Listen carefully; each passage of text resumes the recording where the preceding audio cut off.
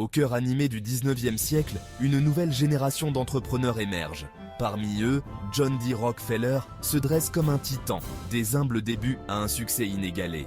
Des champs pétrolifères de Pennsylvanie au gratte-ciel de Manhattan, son histoire est celle d'une détermination sans faille.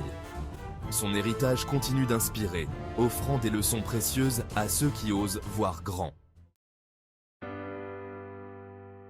Dans la tapisserie de la réussite, les objectifs sont les fils qui nous guident, et John D. Rockefeller comprenait ce principe. Dès son plus jeune âge, il se fixait des objectifs clairs et ambitieux. Ces objectifs étaient des plans méticuleusement élaborés. Il croyait en la décomposition d'objectifs en étapes gérables. Cette approche méticuleuse offre une leçon intemporelle pour nous tous. À mesure que l'empire de Rockefeller grandissait, sa compréhension du pouvoir transformateur de l'investissement grandissait également. Il voyait au-delà des gains immédiats, reconnaissant le potentiel de nourrir des entreprises prometteuses pour une prospérité à long terme. Ces investissements n'étaient pas de simples paris, c'étaient des décisions calculées, guidées par des recherches minutieuses et une compréhension approfondie des tendances du marché. Qu'il s'agisse d'agrandir ses raffineries de pétrole ou de soutenir des technologies émergentes, Rockefeller identifiait les opportunités là où d'autres ne voyaient que de l'incertitude.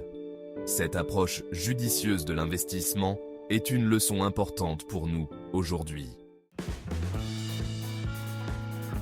Le monde des affaires, tout comme la nature elle-même, est en constante évolution. Rockefeller, observateur attentif de ces changements, comprit que l'adaptabilité n'était pas seulement un avantage, mais une nécessité pour survivre. Lorsque l'invention de l'ampoule électrique a menacé la domination du kérosène, Rockefeller a adapté ses raffineries pour produire de l'essence, anticipant l'essor de l'automobile. Cette remarquable capacité à pivoter et à se réinventer témoigne du sens aigu des affaires de Rockefeller.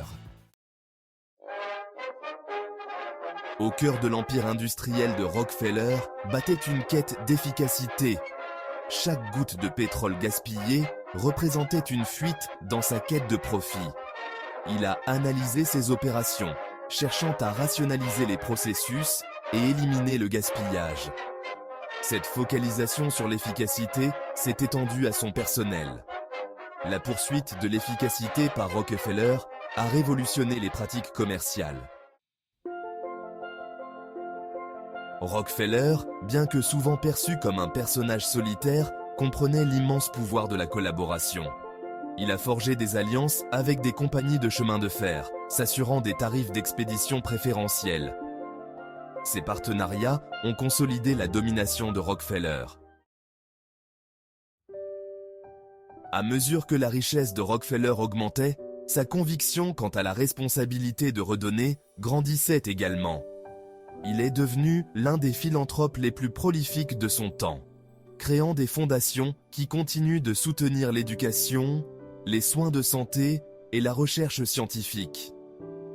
Du financement de l'éradication de l'ankylostome à la création de l'Université de Chicago, la générosité de Rockefeller a laissé une marque indélébile sur la société.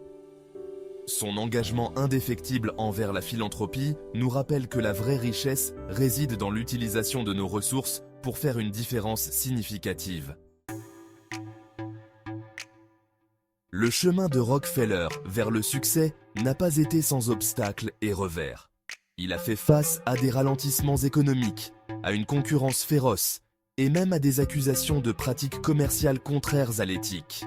Pourtant, il possédait une résilience inébranlable, considérant les échecs non comme des défaites, mais comme des opportunités de croissance et d'apprentissage. Il analysait ses faux pas, identifiait les causes profondes des revers et utilisait ses leçons pour affiner ses stratégies. Cette capacité à apprendre de ses échecs a été cruciale pour son succès durable. À une époque marquée par des pratiques commerciales impitoyables, Rockefeller croyait en l'importance d'une conduite éthique. Un succès véritable repose sur des fondations d'intégrité et d'équité.